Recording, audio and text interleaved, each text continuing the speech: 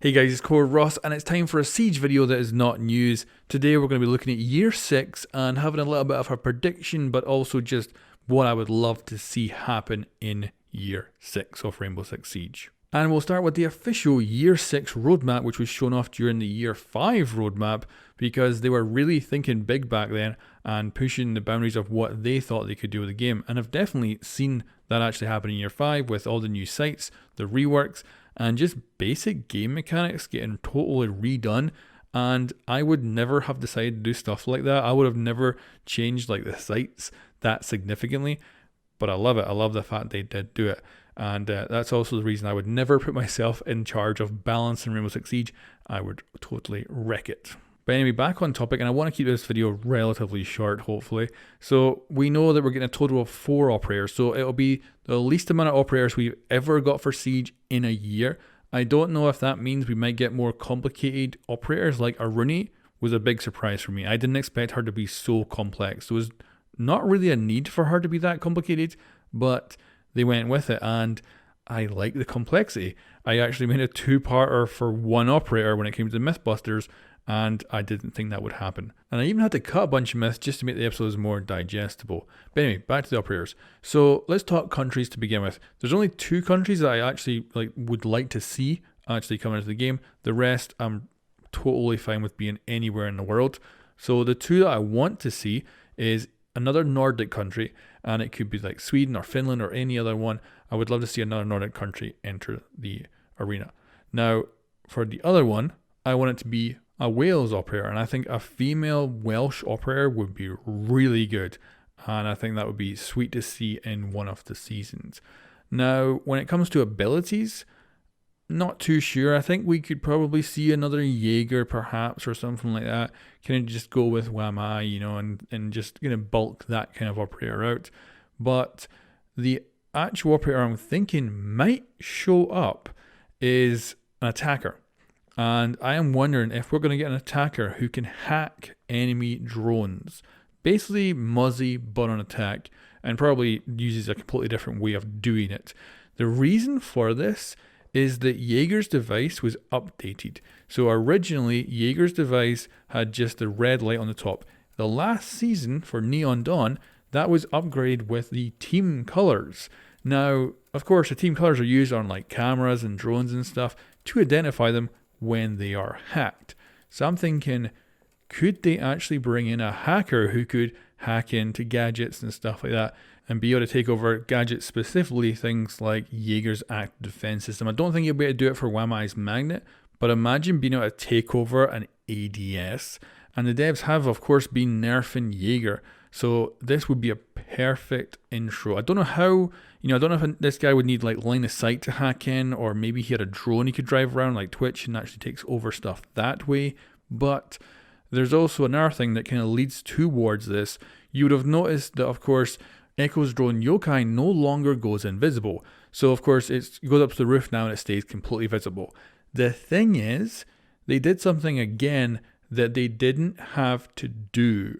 And that is that they now have the white outline around Yokai's drone. Now, of course, that's what happens when a Muzzy drone is captured, and it indicates that that gadget is on your team. It's to let you know that it's there, and visually it hopefully represents that it's a team gadget.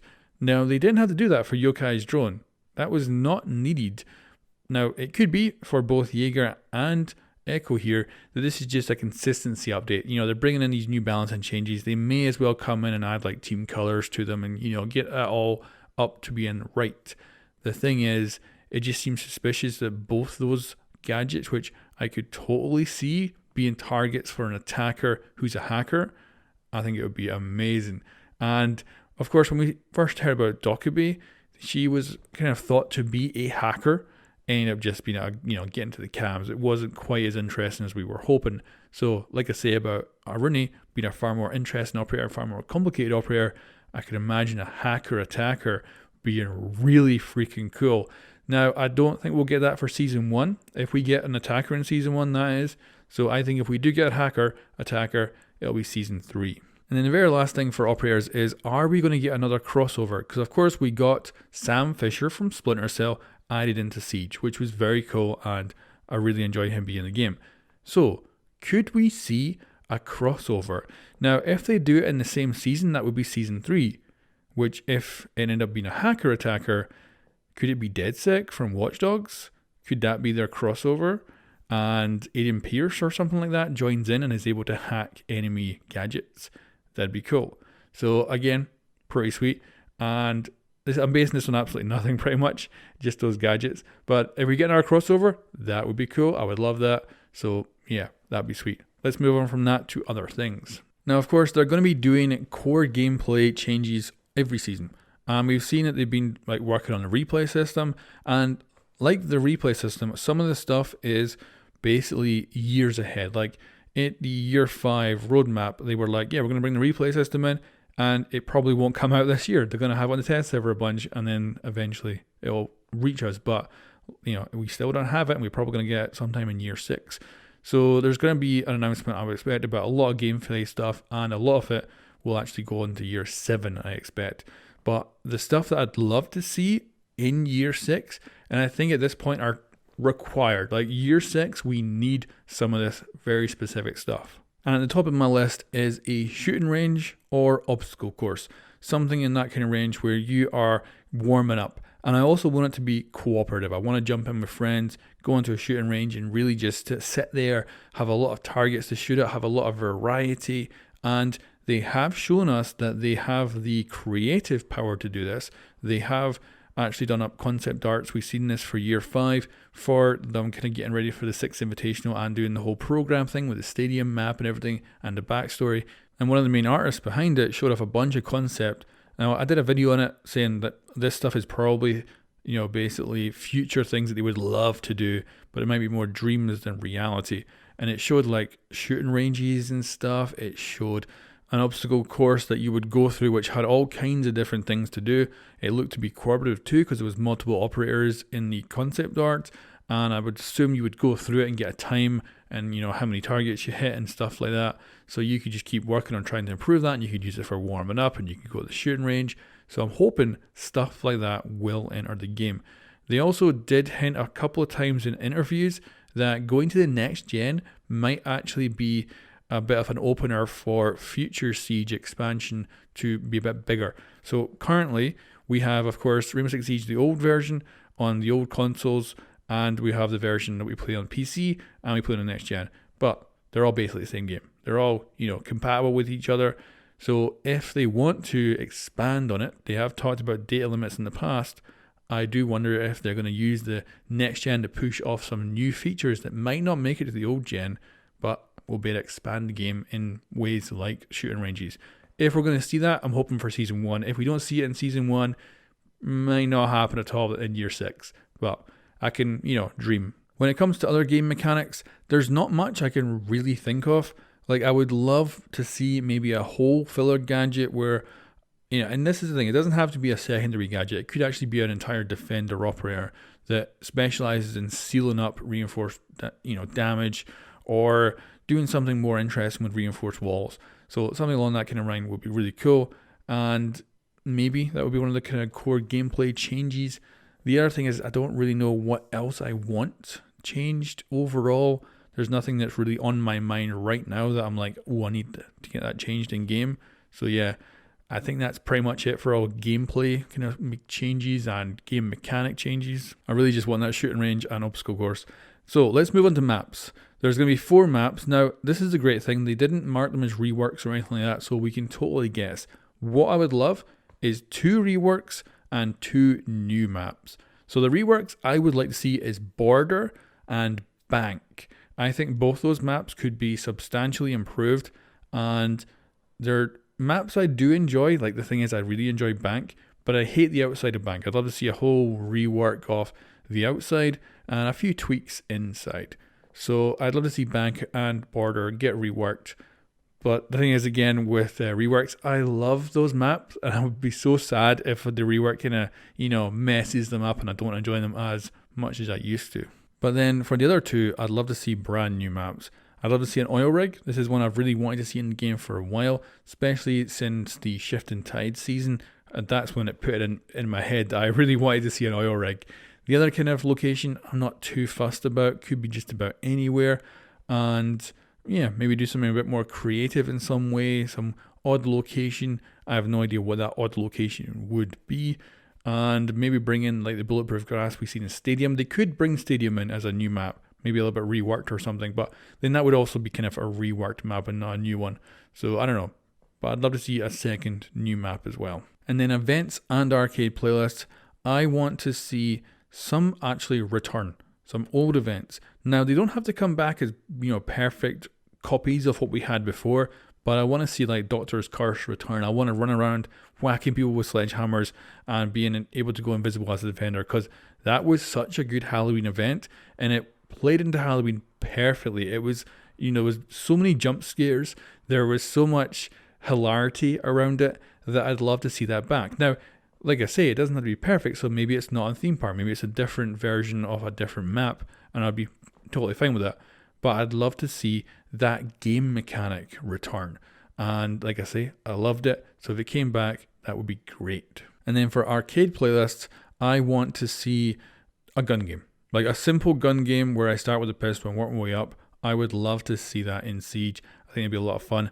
I also want those arcade playlists to get to the point of where they happen every single week, or at least every 2 weeks. Every 2 weeks might be better actually. And you have a weekend where it just kind of runs for 4 days, and it'll be like Golden Gun, 2 weeks later something else, 2 weeks later something else. That would be nice, just to have something a little bit different, a little bit, interesting to jump into. Now, maybe they don't think they have the demand for that, or maybe that's why they're not doing it, but I would love to just see those arcade playlists be in there, kind of revolving constantly, not having to wait a month for an arcade playlist that shows up for 4 days and disappears. I want the events to be kind of rolling in so that if I get bored with the usual Siege gameplay, I want to have something else to go play. Now, battle passes, I don't care. Really don't care about battle passes. I have been kind of impressed with the last one, and I did like the Shadow Legacy one, and that might be the angle to go for. If they're going to do battle passes, I would love to see a theme about them.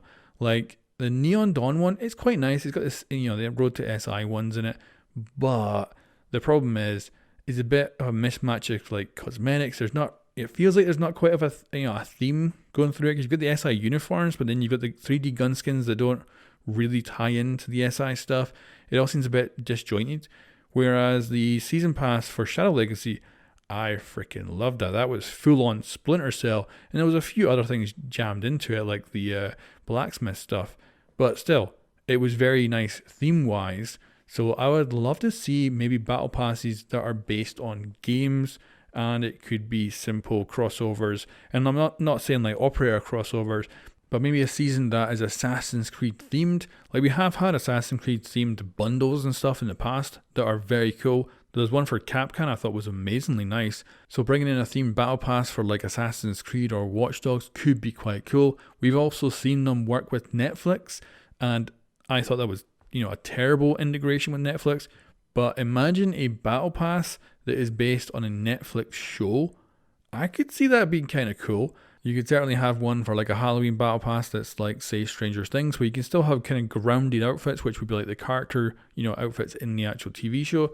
But you could also have like the demon dogs and stuff that would be the more outlandish, scary cosmetics that we've seen, which have gone down, even though they're obviously not very realistic, but they've gone down very well in the past, getting those really kind of horror-based stuff. So, could be a good idea. But that said, that pretty much covers year 6 and some of my hopes of what we might get. I really don't have a clue what they're going to do. I've been mostly staying away from year 6 leaks so far, and it'll be interesting to see what they decide to actually move forward with. And of course, we'll be seeing the year 6 roadmap around about the beginning of February, and that'll be showing us year 6, and I expect they will show off a little bit of year 7 as well, just like they did last year. Now, of course, back in the day, they actually used to show off the next year's roadmap at basically the reveal for season 4, and then they would go into the next year after that. Of course, now it's pushed into season 1 of that year, so it kind of sucks that we don't get like a nice little like what's coming next kind of thing for the next season, but it'll be interesting to see what they have planned for year 6 and those major gameplay kind of changes in mechanics. That's the thing I'm really curious about, because they did some stuff that I say like I didn't expect them to do with like the sights and stuff, and it worked. So I'm curious to see what they're going to try and play around with in the future. Anyway, guys, let me know what you think of year 6 and what you want to see in year 6, and I'll catch you next time.